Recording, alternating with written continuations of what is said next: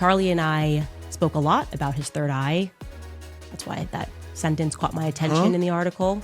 Does she think they're like magical? This doesn't believe in dinosaurs, but believes in witchcraft and magic.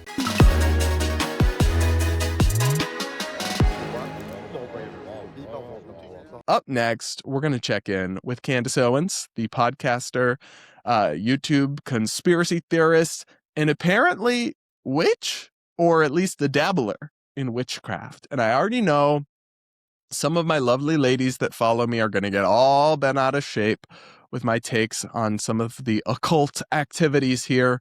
And I don't believe in any of it. I don't think it's real, but I'm not judging you. I'm not hating on you. If you like to dabble in a little bit of, I don't know, astrology or witchcraft or any of this hippie foo-foo stuff, knock yourself out. As long as you're not hurting anybody and as long as you are not being incredibly hypocritical or doing it as part of a bizarre smear campaign that involves everything from Egypt to Turning Point USA to Erica Kirk to Brigitte Macron's alleged penis. As long as you're not doing that, my shade is not for you. But it is kind of for Candace, who is really making some strange claims about her and Charlie Kirk that do seem to be a tad occult and not so consistent with her stated Catholic beliefs. So I have some questions. We're going to listen to this clip of Candace Owens apparently coming out as a bit of a witch. I don't know. Let's watch. Charlie and I spoke a lot about his third eye. That's why that sentence caught my attention in the article. He spoke about the street lamps that would go off when he would run, about the special school that he had to go to. We spoke about a lot of the things that were strange in our childhood, the testing that both of us had to endure. We spoke about the fact that we could both astral project. You know all of this, of course. You have his phone. And how surprised we were when we learned that not everybody does that naturally. Sleep paralysis, you name it. We had conversations about it. Did this bitch just say that she thinks Charlie Kirk had a third eye? Oh? And what tests? What special? She really thinks that they were like the X-Men or something. And I'm sorry, but I had to look this up. Astral projection.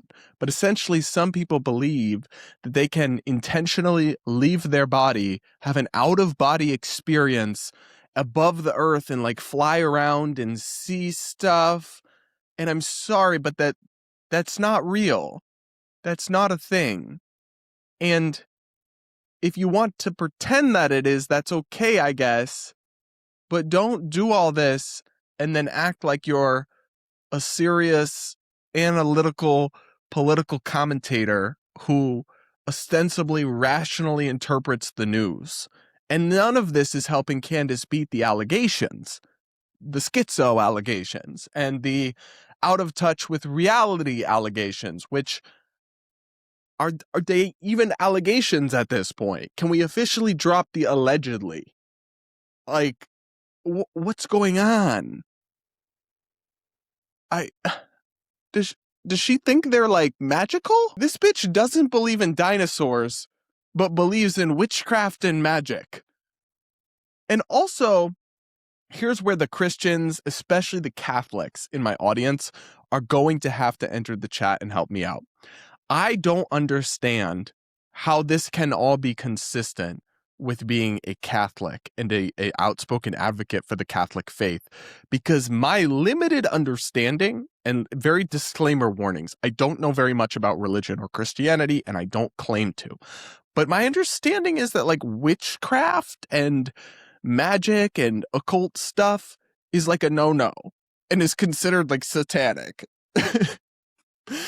Am I wrong about that? Am I the crazy one here? Or is Miss Third Eye astral projection actually just like embodying Catholic truth? Because apparently, and this is what I find bizarre, at least one significant Catholic organization called Catholics for Catholics is, despite all of Candace's conspiracy theories and insanity, is making her like a figurehead in their movement. Listen to this clip of them announcing her as a keynote speaker.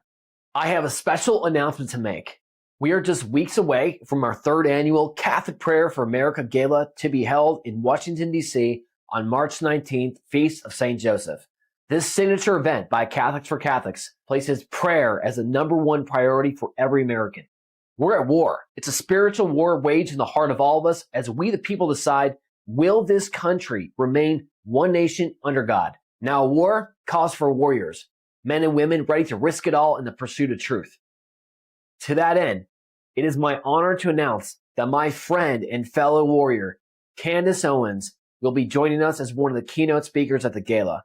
Candace became known early on for her fearless defense of truth, unafraid to challenge things like the lies of Big Pharma or speaking up on behalf of the victims of Jeffrey Epstein. She recently became Catholic, in large part due to the silent example of her husband George and the guidance of some holy Catholic priests.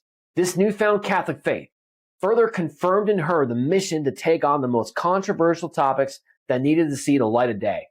As we prepared to announce Candace as a speaker, I drew courage from Charlie Kirk's example of not backing down from the intense pushback that no doubt will come for bringing warriors for truth onto a national stage. I have so many questions. Like, how can you cite Charlie Kirk as the reason you want to embrace Candace Owens as your, like, paragon of Catholicism or what have you?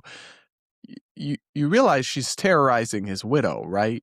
You realize she's making herself millions of dollars off of insane and inconsistent and contradictory and debunked conspiracy theories about his death, right?